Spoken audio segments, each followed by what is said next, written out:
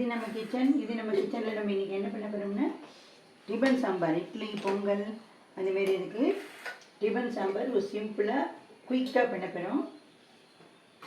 இதுக்கு முன்னாடி நிறைய டிபன் சாம்பார் வெரைட்டி போட்டிருக்கு. அதில் இதுவும் ஒரு மெத்தடு, நீங்கள் பண்ணி பாருங்க. நம்மப்பா எலுப்பச்சட்டி காய்ச்சி விட்டு எண்ணெய் விட்டுருக்கோம், குக்கிங் ஆயில் விட்டுருக்கோம். இதுக்கு தாளிப்பறையும் கிடையாது, கடுகு போட்டால் போதும். கருவேப்பிலை இருந்தால் போடலை, இப்போ கருவேப்பிலை இல்லாததுனால நான் போடலை. அதுக்கு முன்னாடி இதுக்கு ஒரு பேஸ்ட் ஒன்று அரைக்கணும். அதுக்கு வெங்காயம் எல்லாமே பச்சையாக தான் அரைச்சிக்கணும். வெங்காயம், தக்காளி, தனியா, கருவேப்பிலை, பச்சை மிளகாய், காஞ்ச மிளகாய், நம்ம சாம்பார் எவ்வளோ வைக்கிறோமோ அதுக்கு தகுந்தாப்பில் ஒரு வித்தியாசம் மதிப்பாக போட்டுக்கோங்க. கொஞ்சம் மிளகு அரை ஸ்பூன் போட்டுட்டேன்னா, ஜீரகம்னா 1 ஸ்பூன் போட்டுக்கோங்க. இது இங்கே கடுகு வடிச்சு கொடுத்து நம்ம இந்த வெங்காயத்தை வதக்கிறோம். சாம்பார் வெங்காயம் போடுறதா இருந்தாலும், இந்த வெள்ளாரி வெங்காயம் சாம்பார் வெங்காயம் இருக்குங்க, அது போடுறதா இருந்தாலும் போட்டு உரிச்சு வச்சு வதக்கிக்கலாம். நான் இதில் பெரிய வெங்காயம் தான் போட்டு அரைச்சிருக்கேன். இப்போ தாளிக்கிறது பெரிய வெங்காயம் தான் போட்டிருக்கேன். நீங்கள் இந்த வெங்காயம் போடலாம் அப்படின்னு உங்களுக்கு டைம் இருந்தால் உரிச்சு வச்சுருந்தேன்னா இதுமாரி சின்ன வெங்காயம் போடலாம். இதுக்கு இந்த வதங்கிறதுக்காக கொஞ்சோண்டு நான் உப்பு போடுறேன். இந்த வெங்காயம் வதங்கிறதுக்காக வெங்காயம் நல்லா வதங்கணும்.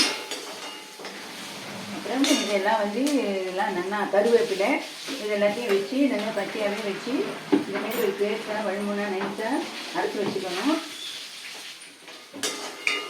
ப்ரீ பிளானிங்லாம் இதுமாரி பண்ணிட்டேன்னா டக்குன்னு அதை வச்சுட்டு போயிடலாம். அதுமாரி தோரம்பருப்பு வேக வச்சு வச்சுருக்கேன். இது வதங்கட்டும் பார்ப்போம்.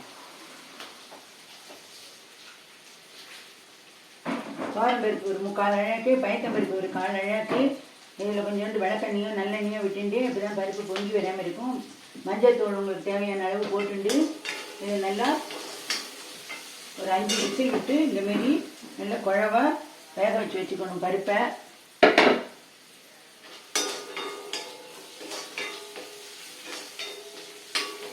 இது இந்தமாரி நல்லா கருகாமல் நல்லா கோல்டன் கலர் வர அளவுக்கு வதக்கணும். இதுக்கு என்னென்ன தேவை அப்படின்னா கடுகு, கருவேப்பிலை, வெங்காயம், பச்சை மிளகாய், காஞ்ச மிளகாய், ஜீரகம், தனியா, 2 தாளிப்புக்கு வெந்தயம், மிளகாய் வத்தல், தோரம்பருப்பு, பயத்தம்பருப்பு, தக்காளி கொஞ்சம் நிறைய போட்டுக்கலாம். புளி ஒரு கொட்டைப்பாக்கு அளவுக்கு புளியை கரைச்சி வச்சுக்கணும். இதுக்கு டிஃபன் சாம்பாருக்கு இது நிறைய தேவைப்படாது. புளிஜலம் நிறைய தேவைப்படாது. ஒரு சும்மா ஒரு கரண்டி அளவுக்கு நம்ம சாம்பார் எவ்வளோ வைக்கிறோமோ அதுக்கு தகுந்த அளவுக்கு புளிஜலம் கரைச்சி வச்சுட்டா போதும். ஒரு கொட்டைப்பாக்கு அளவுக்கு புளிஜலத்தை கரைச்சி வச்சுக்கணும்.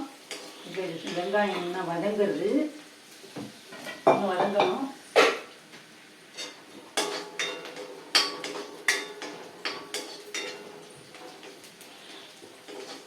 இதுமாரி நல்லா வதங்கிருக்கு. ஓரளவு இந்தமாரி இப்படி வதங்கிருக்கு, கண்ணாடி பதம் வர அளவுக்கு வதங்கிருக்கு. இப்போ என்னென்னமோ நம்ம எல்லாத்தையும் கலந்து அரைச்சி வச்ச பேஸ்ட்டை இப்போ இதில் நம்ம விடணும்.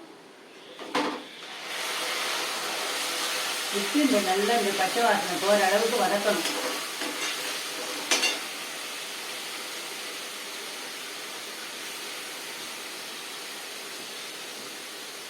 மிளகு வேண்டாங்கிறவா அவாய்ட் பண்ணிடலாம். பெரிய வெங்காயம் முடியல, நாங்கள் சின்ன வெங்காயம் போட்டுக்கிறோம் அப்படின்னா அதுவும் போடலாம், ஒன்றும் தப்பு கிடையாது. நான் இந்த புளி ஜலத்தை இதில் விட்டுக்கிறேன். இந்த மிக்சி அலம்பத்துக்கு இந்த புளி ஜலத்தை நான் வச்சு அலம்பிக்கிறேன். நான்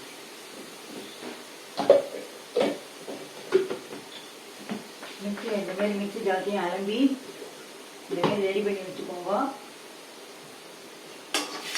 இது நல்லா சுருண்டு வர அளவுக்கு நம்ம வதக்கணும். இதை சாம்பார் வெங்காயம் போட்டேன்னா இது ரொம்ப நல்லா இருக்கும்.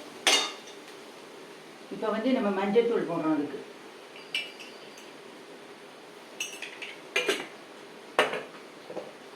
நான் கொஞ்சம் தனி மிளகாத்தூளும் போடுறேன். தனி மிளகாத்தூள் இது ஹோம்மேடு மிளகாத்தூள். நான் இதுலேயே காஷ்மீரி சில்லி மிளகாய் வத்தல், மிளகாய் வத்தல் 1/2 கிலோ, நீட்டு மிளகாய் வத்தல், குண்டு மிளகாய் வத்தல் 1/2 kilo, Kashmiri chilli 1/2 kilo, 3 equal மெஷர்மெண்ட்டில் எடுத்து காம்பெல்லாம் ஆஞ்சி வெயிலில் வச்சு நல்லா அப்புறமா மிஷினில் கொடுத்து அரைச்சி வச்சுருக்கேன். இந்த மாதிரி நீங்கள் பண்ணுற மாதிரி பண்ணலாம். இப்போ வந்து சாம்பார் பொடி போடுறோம்.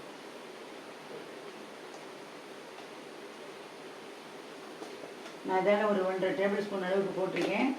உங்கள் சாம்பார் பொடி என்ன அளவுக்கு காரம் இருக்குமோ அதுக்கு தகுந்தபடி நீங்கள் பார்த்து போட்டு விடுங்க.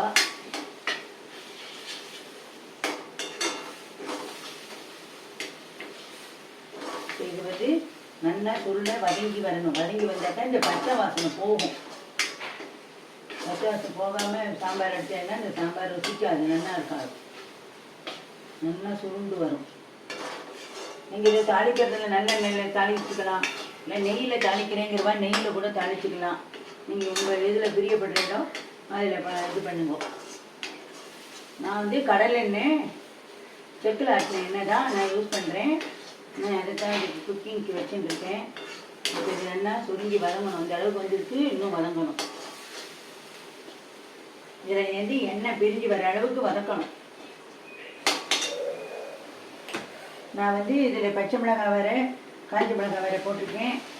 அதனால நீங்கள் தனி மிளகாத்தூள் வேறு போட்டிருக்கேன். அதனால் நீங்கள் என்ன பண்ணுறேன், நீங்கள் போடும்போது சாம்பார் பொடியோடைய அளவை குறைச்சி போட்டுக்கோங்க. அப்புறம் ரொம்ப காரமாயிட போகிறது.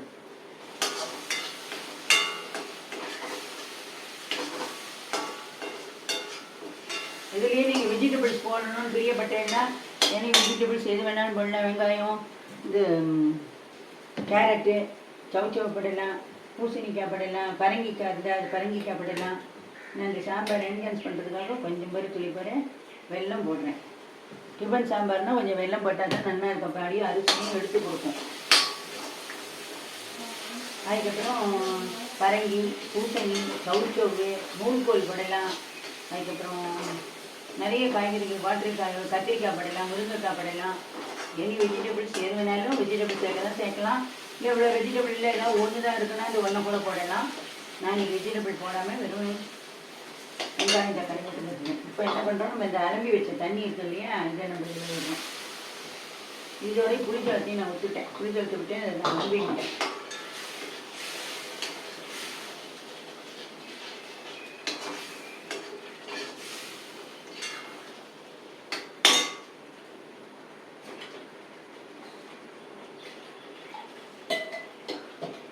இப்போ இந்த பேஸ்ட் நல்லா வதங்கியாச்சு.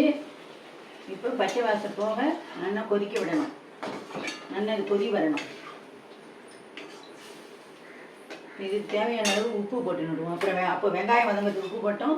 இப்போ நம்ம சாம்பாருக்கு தேவையான உப்பை போட்டோம். இது வதங்கி வரட்டும் பார்ப்போம். நல்லா பச்சை வாசனை போக கொதித்து நல்லா வரட்டும். அதுக்கப்புறம் பார்க்கலாம்.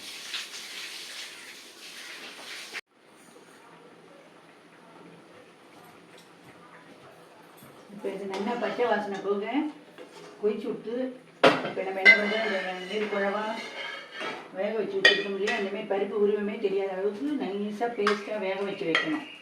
அதை இப்போ இதில் விடணும். இதுக்கு வெறும் பயத்தம்பருப்பு போட்டும் பண்ணலாம், தோரம்பருப்பு போட்டும் பண்ணலாம். இல்லை 2 ஈக்குவல் மெஷர்மெண்ட்டில் போட்டு கூட நீங்கள் பண்ணலாம்.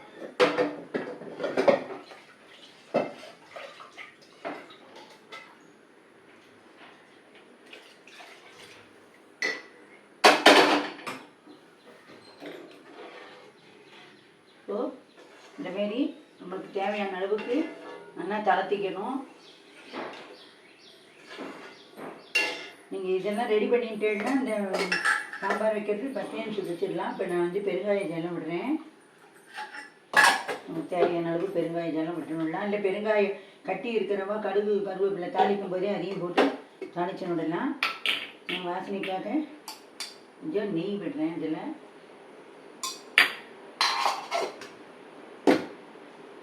இப்போது நம்ம சாம்பார் கொதிச்சு வந்துருக்குன்னா ரெடி.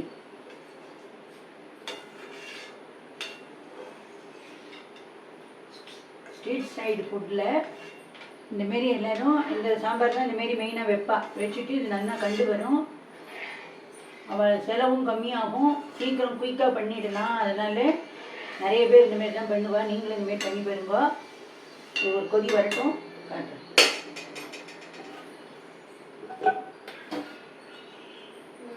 பச்சை வாசனை போகிற அளவுக்கு நீங்கள் கொதிக்க விட்டுட்டேன்னா போதும். சாம்பார் வந்து ரொம்ப டேஸ்ட்டாக நல்லாயிருக்கும். நீங்கள் அதுக்கப்புறம் இட்லி விட்டுட்டு இட்லி மேலே இது விட்டுட்டு சாப்பிடலாம்.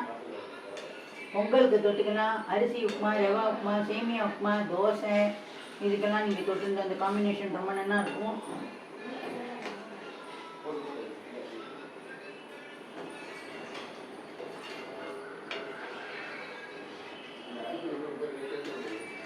இதுக்கு மாவெல்லாம் கரைச்சி விடணும் அப்படிங்கிறதெல்லாம் எதுவும் கிடையாது. ஒன்லி பருப்பு தான், ரிச் ப்ரோட்டீன். பயறில் கூட பண்ணலாம். நீங்கள் இந்தமாரி பண்ண பயிறு கூட முளைக்கட்டியும் பண்ணலாம், முளைக்கட்டாத பயிர்லையும் பண்ணலாம். அது ஒரு டேஸ்ட்டாக இருக்கும்.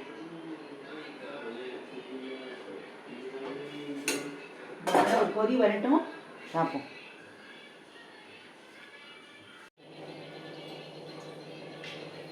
சாம்பார் நல்லா கொதிக்கிறது. நல்லா கொதி வந்தால் போதும், நீங்கள் இறக்கிடுங்க. இதில் பாருங்கள், நம்ம எந்த மாவும் கரைச்சி விடலை. எந்த விதமான பருப்பை மட்டும் நல்லா குழம்பாக வேக விட்டு நல்லா போதும். சாம்பார் ரொம்ப டேஸ்ட்டாக இருக்கும். நெத்தாரில் வேக விடாதீங்க.